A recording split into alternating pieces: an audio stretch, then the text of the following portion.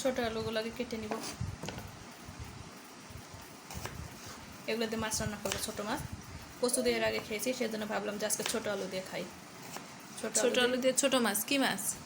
ওই যে সেদিন পিওলি মাছ আর চেলা মাছ রান্না করলাম, ওটাই। ওই যে করলা দিয়ে রান্না করেছি। হ্যাঁ, আজকে ছোট আলু দিয়ে করব। এর আগে একদিন কচু দিয়ে খেয়েছি, আর আজকে ছোট আলু দিয়ে করবো। ছোটটা খেতে খুব ভালো লাগে। বড় আলু দিয়ে মাছের চচ্চড়ির টেস্ট হয় না।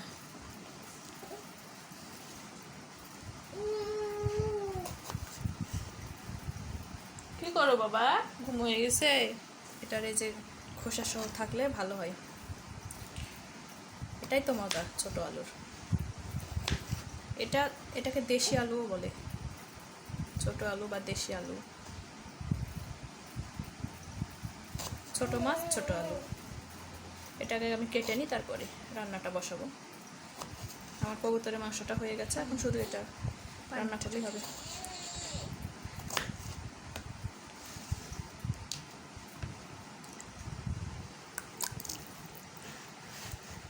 এগুলো কেটে পানিতে রাখি, না হলে এটার আলুর একটা কষ আছে, সেটা বের হবে। আজকে একটা নতুন রেসিপি বানাবো, পটলের ভর্তা, পোড়া পটলের ভর্তা। ভর্তা তো আমরা পটল ভেজে ভর্তা করি, কিন্তু আজকে একটু অন্যভাবে ভর্তাটা বানাবো। পটলটাকে পুড়িয়ে নেব, যেভাবে বেগুন পুড়িয়ে ভর্তা করা হয় সেভাবে পটলটাকে পুড়িয়ে ভর্তা বানাবো। এভাবে একটা মানে খিলের মধ্যে পটলটা গেঁথে দিচ্ছি, তারপরে চুলায় আস্তে আস্তে আস্তে মিডিয়াম আঁচে এটাকে পুড়িয়ে নেব। গ্যাসটা জ্বালিয়ে দাও।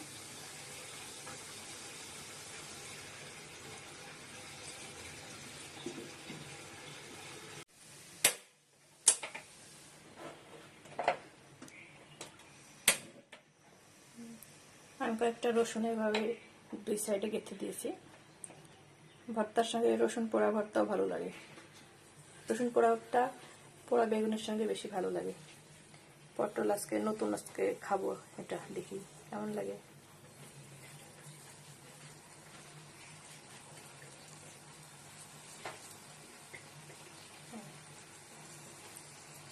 এটা আমি ইউটিউবে দেখেছিলাম যেভাবে পটল পুড়িয়েও ভর্তা করা যায়। আজকে আমরা করে দেখি হয় কিনা। হবে ভর্তা, পটলটা পুড়িয়ে গেলে তো ভর্তা হবে, নরম হয়ে যাবে। জালটা অল্প থাক, মানে মাঝখানগুলো পুড়ে যাবে, সাইডের গুলো হবে না। একটু পর পর এটাকে উল্টে পাল্টে দিতে হবে। তুমি ছোট মাছটা রেডি করে নাও, ওই পাশে দিয়ে দিই ইন্ডাকশানে। সব মশলাগুলো দিয়ে মাছগুলো আমি আগে একটু মাখিয়ে রাখবো, তারপরে মাছটা আমি তরকারিতে দেবো। আর মাছটা একসঙ্গে দেবো না, মাছটা পরে দেবো। ছোট মাছ তো অনেক নরম, একটু মাখিয়ে রাখবো, দিয়ে পরে দেবো।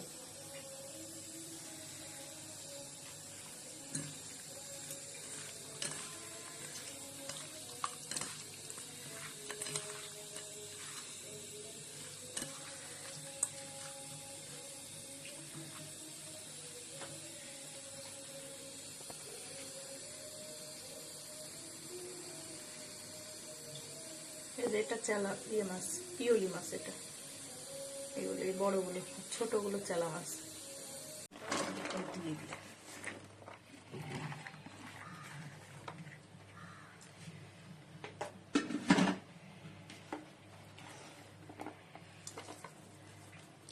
আলু পেঁয়াজ সব একসঙ্গে মাখিয়ে নেব, কাঁচামরিচ পরে দেবো, হাত জ্বলবে।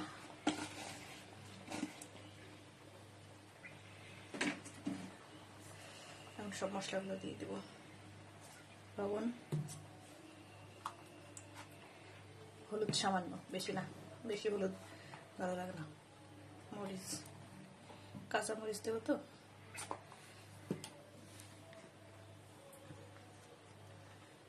আদা রসুন বাটা। এবার সামান্য তেল দিয়ে একটু মাখাবো। জিরার গুঁড়া আমি পরে দেবো, রান্না হয়ে আসবে।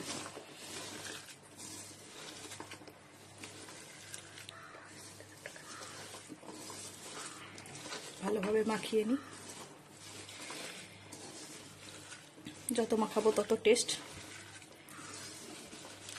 আলু তো একটু সিদ্ধ হতে সময় লাগবে, আর মাছটা নরম, সেই জন্য আমি মাছটা এর সঙ্গে মিশাবো না। আলুটা সিদ্ধ হয়ে আসলে পরে এর উপরে মাছ আমি দিয়ে দেবো। মাছটা তো আমি আগেই মাখিয়ে রেখেছি, এই যে অনেকক্ষণই হলো মাখিয়ে রাখা, না অনেকক্ষণই হয়ে গেছে।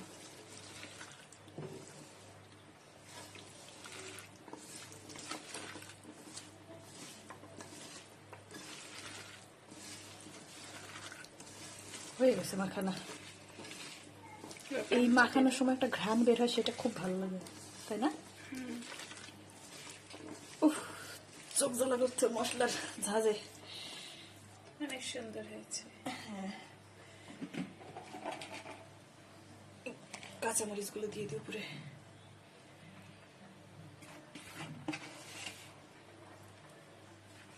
আর পানি দিয়ে দেবো।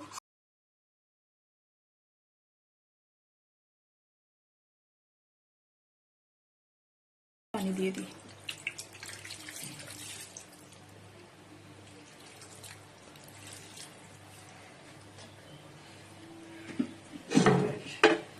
ঢাকনাটা দিয়ে দিই। রসুনগুলো সিদ্ধ হয়েছে, রসুন আমি কয়েকটা দিয়ে দিয়েছি সাইড দিয়ে। রসুনগুলো খুব সুন্দর হয়ে গেছে। এটা ওই পাশে রসুনটা হয়েছে। এগুলো হয়ে গেছে, নরম হয়ে গেছে। এই দেখো, দেখছো না?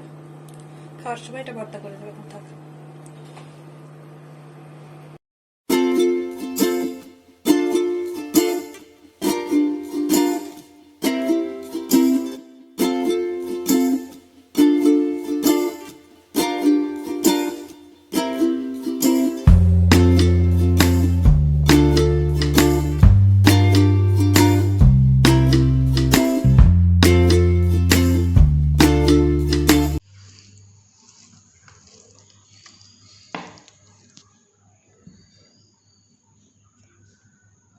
ভর্তাটা করে নিব এখন।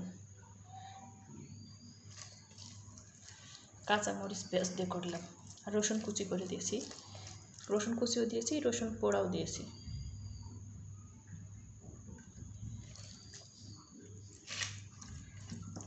অল্প একটু হয়ে গেছে। হ্যাঁ, ওই যে উপরের খোসাটা ফেলে দিয়েছি, পোড়া পোড়া খোসাটা ফেলে দিয়েছি। সুন্দর স্মেল বেরোচ্ছে। হ্যাঁ, বেগুন ভর্তার যে স্মেল, সেটা মানে পোড়া পোড়া স্মোকি স্মেল।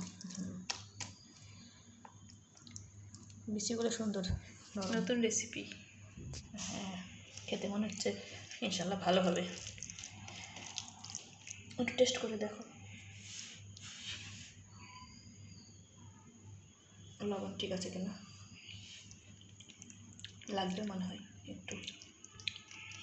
একটু দিলে হয়, না থাক। আচ্ছা ঠিক আছে, তাহলে দিলাম না।